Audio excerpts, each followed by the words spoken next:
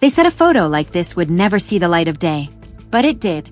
And once it did, the whole mixed martial arts world stopped scrolling and started staring. Picture this. A quiet afternoon. Somewhere far from the bright lights of the octagon, far from the roaring crowds and the flashing cameras, a picture starts circulating online. It's not a picture of a knockout. It's not a picture of a title belt. It's a picture of a family. A mother. A son. A story that most fans never expected to see. And that son happens to be one of the most feared lightweights on the planet. Ilia Topuria. For months, Ilia Topuria has lived two very different lives at the exact same time. In one life, he is El Matador, the relentless champion who marches forward no matter how hard he gets hit. In the other life, he is a father, a son, and a man going through something incredibly personal, right out in the open, for the whole world to watch. It started quietly. Whispers about a separation. Then confirmation. Topuria and his wife, the mother of his two children, were getting divorced. In most cases, a story like that stays behind closed doors. But Topuria isn't like most fighters. He's one of the biggest stars in Spain, maybe the biggest. So the split didn't stay private. It became front-page news back home, tabloid fuel, dinner table gossip. Cameras followed him. Reporters pressed him. And through it all, Topuria had to keep training, keep smiling for the promotional shoots, and keep pretending that his personal world wasn't crumbling in real time. But here's where it gets interesting. Instead of hiding from it, Topuria did something nobody expected. He stood up for the woman he was divorcing. Publicly, he posted online, defending her, telling people to stop insulting her, stop talking about things they knew nothing about. Think about that for a second. A man in the middle of one of the messiest, most publicized breakups in combat sports, choosing to protect his ex-wife's name instead of dragging it through the mud. That's not the reaction people expected from a fighter known for his fire and his temper. And then, almost like fate wanted to test him further, another storm rolled in. This time it wasn't about his marriage. It was about his mother. During a wild UFC press conference, heavyweight big mouth Josh Hokett decided to bring up Topuria's personal issues outside the cage. Right there, in front of the cameras, in front of everyone. Topuria didn't just get angry. He nearly lost it completely. Witnesses say he tried to go after Hokett. A water bottle was thrown. Security had to step in. It was chaos. The kind of chaos that makes headlines for days. Now here's the twist nobody saw coming. The person who called it out publicly wasn't a friend of Topuria. It was Sean Strickland. Yes, that's Sean Strickland. The same fighter known for saying whatever comes to his mind. No filter, no apologies. But even Strickland has limits.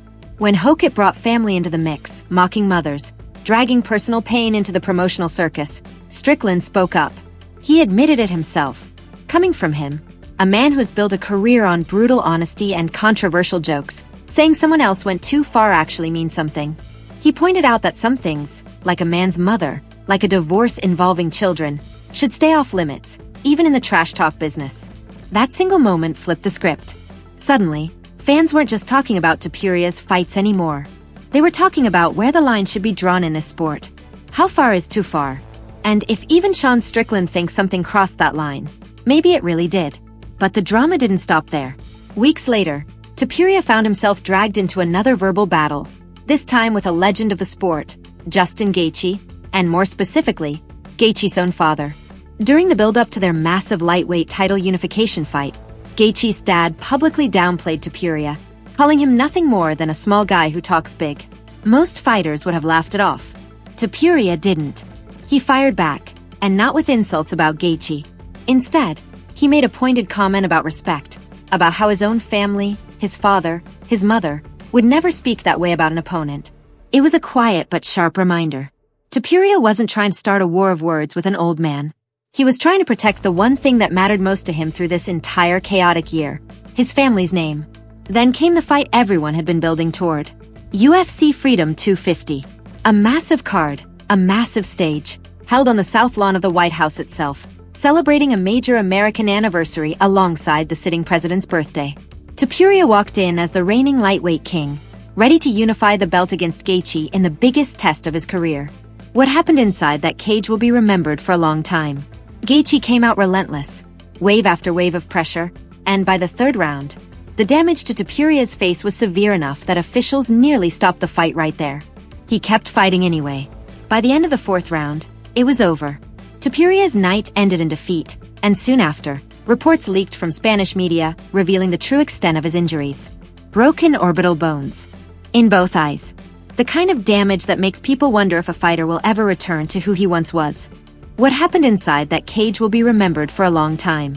Gaethje came out relentless, wave after wave of pressure, and by the third round, the damage to Topuria's face was severe enough that officials nearly stopped the fight right there.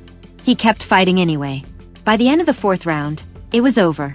Topuria's night ended in defeat, and soon after, reports leaked from Spanish media revealing the true extent of his injuries.